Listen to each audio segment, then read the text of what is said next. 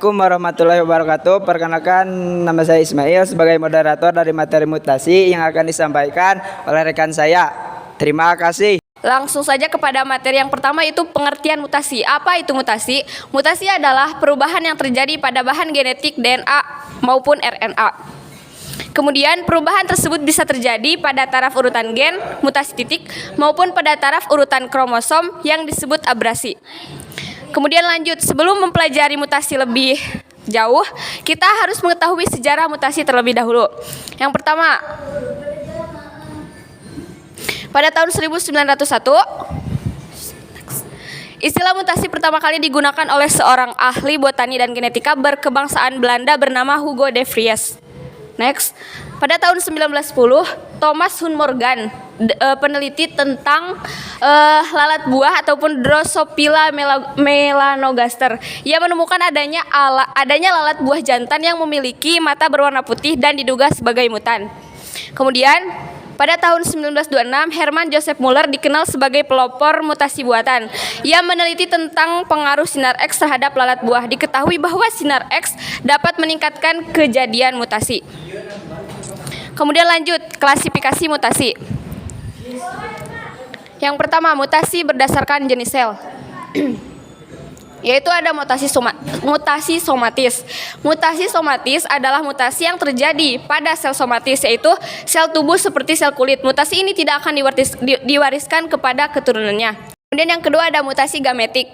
Terjadi pada sel gamet, yaitu sel organ reproduksi yang meliputi sperma dan ovum pada manusia. Mutasi ini terjadi akibat faktor keturunan.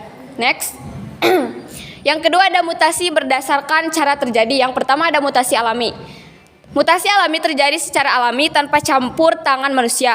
Hal ini karena faktor terdapatnya mutagen alami yang menyebabkan mutasi. Kasus dari mutasi alami sangat jarang terjadi. Next. Yang kedua ada mutasi buatan. Terjadi pada saat sel gamet, yaitu sel organ reproduksi yang meliputi sperma dan ovum pada manusia. Mutasi ini terjadi akibat faktor keturunan.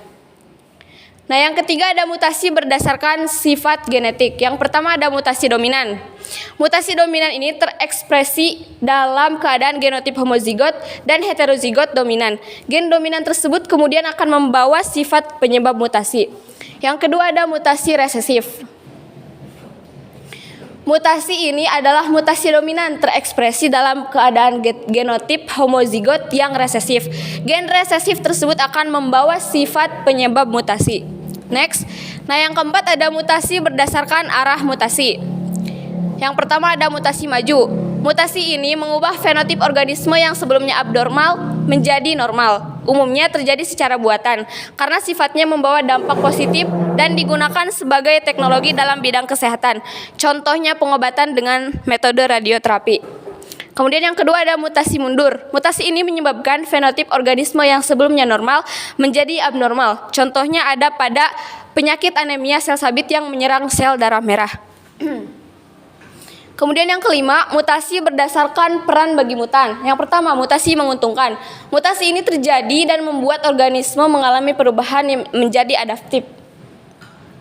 Kemudian, contohnya adalah mutasi pada gen CETP yang menyebabkan produksi kolesterol dalam tubuh menjadi rendah, sehingga individu terhindar dari masalah pada pembuluh darah dan penyakit jantung meskipun mengkonsumsi kolesterol dalam jumlah besar. Kemudian yang selanjutnya ada mutasi merugikan. Mutasi ini terjadi dan membuat organisme mengalami perubahan menjadi tidak adaptif. Contohnya mutasi genetik pada belalang yang justru mengubah warnanya menjadi merah muda sehingga mudah dimangsa oleh predatornya. Kemudian yang berikutnya ada mutasi berdasarkan perubahan fenotip. Yang pertama ada mutasi makro. Perubahan terjadi cukup signifikan karena perubahan besar terjadi pada fenotip. Kemudian umumnya mutasi ini dapat terlihat dengan jelas seperti mutasi pada belalang berwarna merah muda. Next.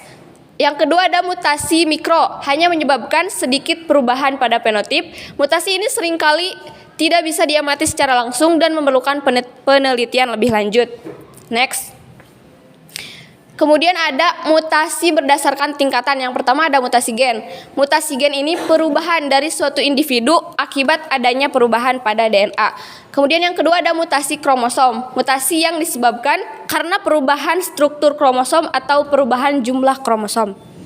Next, dampak positif mutasi. Yang pertama, sebagai terapi pengobatan kanker. Yang kedua, produksi antibodi monoklonal. Yang ketiga, resistensi penderita siklemia terhadap malaria. Dan yang terakhir ada meningkatkan keanekaragaman. Next, dampak negatif dari mutasi. Yang pertama ada sindrom Turner. Merupakan kelainan genetik pada perempuan karena kekurangan satu kromosom X. Biasanya perempuan memiliki kromosom seks XX berjumlah 46, tetapi pada penderita sindrom Turner, kromosomnya menjadi XO dan hanya berjumlah 45. Kemudian penderita sindrom Turner juga mengalami infertil ataupun kelainan pada kehamilan. Yang kedua ada sindrom Jacob.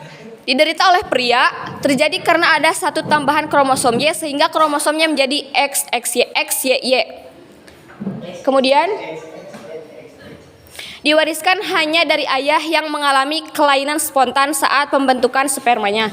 Nah, yang ketiga ada sindrom Klinefelter. Next.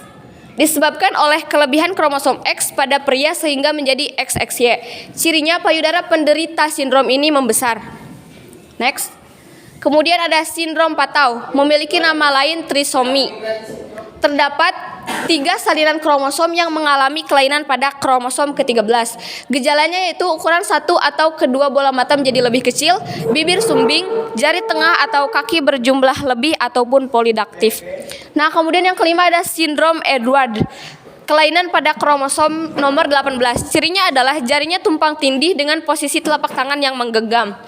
Kemudian yang keenam ada sindrom metafemale, disebut sindrom wanita super karena penderita badannya lebih besar dari wanita pada umumnya. Disebabkan karena kelebihan kromosom X.